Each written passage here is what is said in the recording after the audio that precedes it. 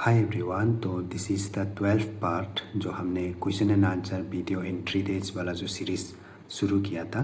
तो मेरा health issue होने के कारण से तो जो सेक्वेंस से चल रहा था वो थोड़ा बहुत इधर उधर हो गया है।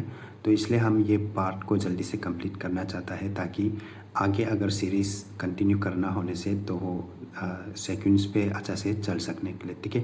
तो थोड़ा बहुत इधर उधर हो गया है। तो यहाँ पे हमें देखने को मिल रहा है कि 5 लोगों का रेस्पॉन्स आके रखा हुआ है। तो जिसको मैं अभी देख के अपना हिसाब से आंसर करूँगा, ठीक है।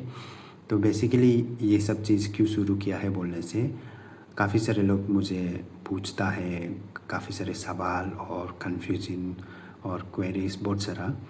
तो हर किसी को मैं रेस्पॉन्स नहीं कर पाता, जिसके कारण से मैंने ये क्वेश्चन एंड आंसर वाला सीरीज़ से शुरू किया है। तो बेसिकली यहाँ पे क्या होता है कि एक गूगल फॉर्म बना के रखा हुआ है जिसका लिंक आपको इस वीडियो का डिस्क्रिप्शन बॉक्स पर मिल जाएगा। अगर आपके पास भी कुछ भी क्वेरीज या कन्फ्यूजन या कुछ सवाल ऐसा कुछ होने से तो आप हमको पूछ के रख सकता है, जिसको मैं एवरी 3 डेज के अंदर में रिव्यू करता हूँ। उसके बाद फिर से मैं अपना हिसाब से आप लोगों को जवाब देता हूँ, ठीक है। चलो हम शुरू करते हैं। तो सबसे पहला जो सवाल है कोमल पाविन की तरफ से, पंगिन सियांग डिस्ट्रिक्ट से। सवाल है, I got 3 position in waiting list and total seat in my course is 37. Is there any chance I will get selected? I am so confuse now. Should I apply for different university और just wait for it? चलो, 3 position बोलने से 3rd number में जो waiting list है इसका मिलने का चांसेस जो बहुत ज़्यादा हाई है, ठीक है। तो 3rd पोजीशन में वेटिंग लिस्ट में है और आप इसी यूनिवर्सिटी में अगर आपको पढ़ाई करना है, ऐसा होने से तो अपडेट आप लेते करो। और अपडेट थोड़ा सा भी लेट मत हो, अपडेट बस लेते करो। और इफ़ पॉसिबल अगर आप यूनिवर्सिटी के आसपास में रहता है, नियर बाई में रहता है, ऐसा होने से आप जा सकता है। ऐसा होने से तो आप जाके भी डिपार्टमेंट से थोड़ा बहुत पूछताछ करने की कोशिश करो। 3rd पोजीशन जो बहुत ही हाई चांसेस है एडमिशन मिलने के लिए। लेकिन कभी कभी क्या होता है कि जो वेटिंग लिस्ट में है उसको बेसिकली जो सिलेक्टेड है उनमें से कोई एडमिशन नहीं करता है, तो उसका सीट में वेटिंग लिस्ट वाला को डालता है।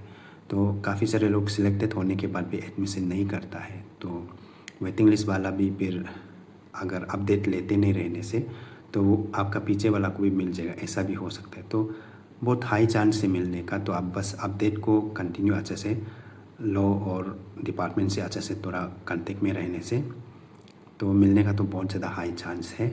और बाकी डिपार्टमेंट में आपको अप्लाई करो मत करो ऐसा तो कुछ नहीं बोलेगा। जस्ट अप्लाई के लिए तो आप जो शायद से कर सकेगा होगा, मेन एडमिशन नहीं करके, डायरेक्ट एडमिशन नहीं करके जस्ट अप्लाई ऐसा आप करके रख सकता है या कर सकता है।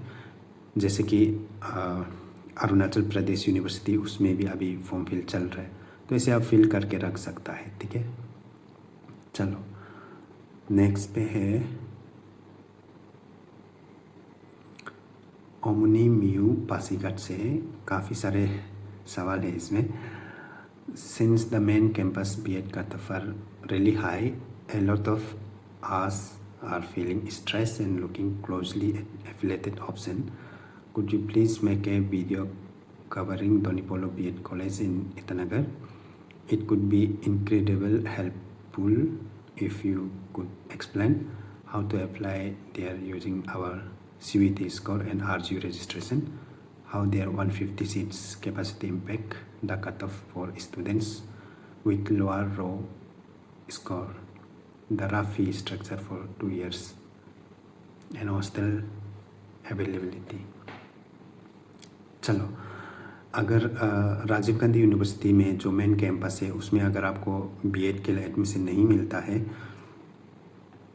तो आपके लिए एफिलेटेड बीएड कॉलेज जो अरुणाचल के अंदर में काफ़ी सारे मिल जाता है, जिसके ऊपर मैंने ऑलरेडी एक वीडियो बना के रखा हुआ है जहाँ पे मैंने आरजीयू से एफिलेटेड वाला बीएड कॉलेजेस का लिस्ट का ऊपर एक वीडियो डाल के रखा हुआ है। उसको भी आप चेकआउट कर सकते हैं और उससे आप जहाँ पे आप कंफर्टेबल होगा उस हिसाब से कोई भी एफिलेटेड वाला कॉलेज में आप एडमिशन के लिए ट्राई कर सकता है, ठीक है। उसके बाद जब हम दोनीपोलो बीएड कॉलेज का बात करेगा तो दोनीपोलो बीएड कॉलेज जो हमेशा यूजुअली मतलब पहले से इसका एडमिशन जो है कि ऑफलाइन ही होता है, तो जिसके कारण से वो सबको फिर मैं इतना इन्फॉर्मेशन नहीं दे पाता हूँ। ये लोग का वेबसाइट वगैरह में भी इतना खास इन्फॉर्मेशन नहीं मिलता है। ऑल द टाइम ये लोग का क्या होता है कि ऑफलाइन ही होता है, ठीक है। तो इसलिए आपको कॉलेज में जाके पता करने से ज़्यादा बेहतर रहेगा, या फिर जो ऑलरेडी दोनीपोलो बीएड कॉलेज में स्टूडेंट है तो उन लोगों से कांटेक्ट करने से तो वो भी एक बेहतर ऑप्शन हो सकता है। या फिर आप नियर बाई में है बोलने से जाके पूछ सकते हैं, या फिर आप नियर बाई में नहीं है तो कोई अगर ईटानगर के अंदर में रहता है आपका जान पहचान या दोस्त, तो उन्हें आप काम लगा सकते हैं, थोड़ा जाके पूछ दो करके। तो ऐसा करके आप जो कलेक्ट कर सकता है, यूजुअली वो लोग का ऑफलाइन ही होता है। आपको वहाँ से फॉर्म लेना होता है प्रोस्पेक्टस के साथ, और फॉर्म को फिल करके जो आपने CUET में मार्क्स कैरी किया है, जो स्कोर कार्ड थे उसका जेरॉक्स और डॉक्यूमेंट्स का जो भी जेरॉक्स वगैरह अटैच करके आपको सबमिट करना होता है। उसके बाद फिर वो लोग का सिलेक्शन लिस्ट वगैरह आउट होता है। सब कुछ ऑफलाइन होता है दोनीपोलो का, ठीक है। उसके बाद आपका दोनीपोलो में जहाँ तक मुझे पता है वहाँ पे कोई हॉस्टल फैसिलिटीज़ नहीं है। जहाँ तक मेरा नॉलेज में है हॉस्टल फैसिलिटीज़ नहीं है। उसके बाद फ़ी स्ट्रक्चर वगैरह बोलने से तो ऑलमोस्ट तो जितना प्राइवेट बीएड कॉलेजेस है सबका ऑलमोस्ट आपका जो फ़ी स्ट्रक्चर है वो सेम ही रहेगा, ठीक है। जैसे कि हिल्स कॉलेज हो गया और BK सिटी हो गया, ये लोग का पूरा आसपास ही होगा। थोड़ा बहुत मतलब 1-2 हज़ार ऊपर नीचे हो सकता है, अदरवाइज सबका आपका सेम ही रहता है। तो आप किसी भी प्राइवेट बीएड कॉलेज का फ़ी स्ट्रक्चर अगर आप मालूम होगा तो इसका भी आप डायरेक्ट अप्रॉक्सीमेटली आप पता कर सकता है, ठीक है। तो फर्स्ट ईयर में फर्स्ट सेमिस्टर में जब आप एडमिशन करेगा तो जैसे कि आपको 60,000 हिल्स में लेगा, तो फिर दोनीपोलो में भी उसका ही आसपास में होगा, ऐसा आप मान के चलो, ठीक है। ऑलमोस्ट सेम ही रहता है। बस RGU का मेन कैंपस वाला में थोड़ा फ़ी जो अच्छा रहता है, जिसके कारण से काफ़ी सारे लोग RGU का मेन कैंपस में बीएड करना चाहते हैं, तो उसमें इसलिए कंपटीशन बहुत ज़्यादा हाई होता है, ठीक है। चलो हम नेक्स्ट पे चलते हैं। DU 0 से है। रिटेंशन फ़ी का डायरेक्ट पेमेंट कर देने से हो जाएगा, या उसको HOD को फिर ईमेल में स्क्रीनशॉट को भेजना पड़ेगा, क्योंकि कोई वीडियो में देखा है कि हेड ऑफ़ द डिपार्टमेंट को ईमेल करना है बोल के। ऐसा होने से डिपार्टमेंट ऑफ जियोलॉजी का कोई भी ईमेल प्रोवाइड नहीं किया गया है। सो क्या करना है, चलो रिटेंशन फ़ी का तो आपको बस ये फिर से मतलब डिपार्टमेंट टू डिपार्टमेंट पर मतलब वेरी करता है, ठीक है। डिपार्टमेंट टू डिपार्टमेंट वेरी करता है। जैसे कि किसी डिपार्टमेंट ने आपको पेमेंट रिसीव को ईमेल HOD का ईमेल पे मेल करने के लिए बोला है तो करना है, ठीक है। और किसी डिपार्टमेंट ने पेमेंट करने का सिर्फ बात किया है, मेल करने का कुछ बात नहीं किया है, तो आपको मेल करने का कोई ज़रूरत नहीं है। बस आपका पास पेमेंट का वो प्रूफ जो है कि आपके पास होना है। जब आप डॉक्यूमेंट्स वेरिफिकेशन वगैरह के लिए जाएगा तब आप उसका एक कॉपी मतलब जेरॉक्स या प्रिंट करके लेके जाना है बस, ठीक है। तो ये जो डिपार्टमेंट का ऊपर इसका मतलब सबका ऑटोनोमस पावर है। कोई डिपार्टमेंट आपको मेल करो बोल सकता है, कोई डिपार्टमेंट मेल करने के लिए ज़रूरत नहीं हो सकता है। तो ये डिपार्टमेंट के ऊपर डिपेंड करता है, ठीक है। तो डिपार्टमेंट टू डिपार्टमेंट वेरी करता है। अगर आपका डिपार्टमेंट जो ऐसा कुछ नहीं कहा गया है तो आपको चिंता करने की कोई बात नहीं है, आपको मेल करने का कोई ज़रूरत नहीं होगा, ठीक है। काफ़ी सारे डिपार्टमेंट में HOD का मेल पे भेजने के लिए बोला है, और काफ़ी सारे डिपार्टमेंट में ऐसा कुछ मेंशन नहीं है। जिस डिपार्टमेंट का ऐसा मेल करने का मेंशन किया है तो वो मेल कर दीजिए, ठीक है। जो मेल करने के लिए कुछ मेंशन नहीं किया है तो वो मेल नहीं करने से भी चलेगा, ठीक है। चलो नेक्स्ट पे है डेविड पासीघाट से। I got selected in Rajiv Gandhi University for both BEd and MA Political Science. My question is, तो क्या मैं RGU में 12 कोर्स कर सकता हूँ या फिर only 1 course at the time.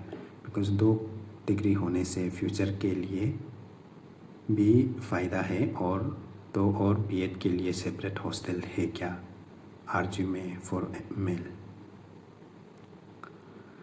चलो, अगर आपको दोनों बीएड और पोल साइंस में सिलेक्ट किया है तो उसके लिए मेरा तरफ से बहुत ही बड़ा कॉन्ग्रेचुलेसन। लेकिन अनफॉर्चुनेटली क्या है कि दोनों जो रेगुलर कोर्स है तो आप दोनों को एक साथ कोर्स नहीं कर सकता है, ठीक है। आप एक को रेगुलर में एक को डिस्टेंस में, ऐसा टाइप का पॉसिबल होने से तो ऐसा आप कर सकते हैं। लेकिन दोनों ही रेगुलर है और दोनों एक ही इंस्टीट्यूट में एक ही यूनिवर्सिटी में है तो दिस इज़ नॉट पॉसिबल। तो आपको एक बीएड या एमए पोल साइंस दोनों में से किसी एक को आपको चुनना होगा। तो किसी एक को चुन के जो आपके लिए ज़्यादा ज़रूरी लगता है उसको आप आगे परस्यू कीजिए, ठीक है। और एक वाला को आप जो डिस्टेंस वगैरह में देख सकता है, या तो आप बीएड को रेगुलर में करके एमए को आप डिस्टेंस में कर सकते हैं, ऐसा भी कर सकते हैं। या फिर आपको डिस्टेंस नहीं चाहिए ऐसा होने से तो आप एक वाला को कर लीजिए फिर दूसरा वाला को नेक्स्ट टाइम को कर लीजिए, ऐसा भी आप कर सकते हैं, ठीक है। चलो, और हॉस्टल जो आपके लिए बीएड हॉस्टल मेल के लिए हाँ देखने को मिलता है। आई थिंक सियांग हॉस्टल जो शायद से बीएड के लिए है, सियांग हॉस्टल, उसमें मेल फीमेल दोनों के लिए उसमें एकोमोडेट है। हमको ऐसा लगा है, एक्जैक्टली श्योर नहीं है फ़िलहाल, लेकिन सियांग हॉस्टल में बीएड के लिए है, उसमें एकोमोडेट किया गया है, ऐसा कुछ है। चलो ठीक है। चलो, तो ये लास्ट मोली तुईमुख निपको से मेरा नेरिस में एमबीए का वेटिंग लिस्ट 3 में मिला है, ओबीसी कैटेगरी का।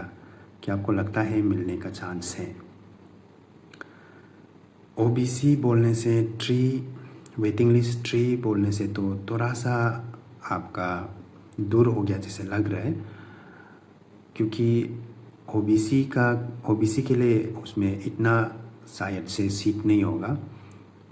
और अगर जो सिलेक्टेड वालों में से आधा लोग एडमिशन नहीं लेता है, या फिर वेटिंग लिस्ट जो आपसे ऊपर 2 है, दोनों अगर एडमिशन नहीं लेता है और सिलेक्टेड वाला में से किसी एक ने एडमिशन नहीं लिया, ऐसा कुछ होने से आपको मिल सकता है।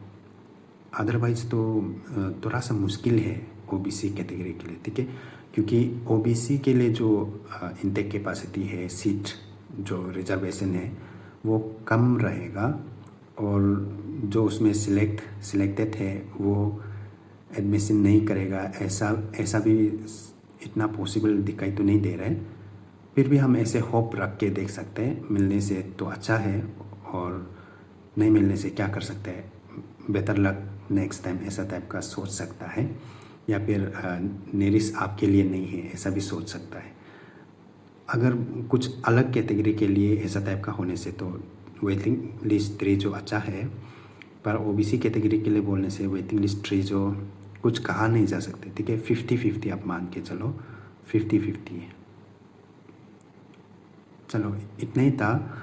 और इस वीडियो को आप आगे भी शेयर कर सकते हैं, और ये सीरीज़ कंटिन्यू करने के लिए आप वीडियो का डिस्क्रिप्शन बॉक्स में गूगल फॉर्म का लिंक मिलेगा, वहाँ पे जाके आप कुछ भी कन्फ्यूजन या सवाल ऐसा कुछ होने से या क्वेरीज कुछ होने से डाल के रख सकते हैं। बस आपका मेरा जो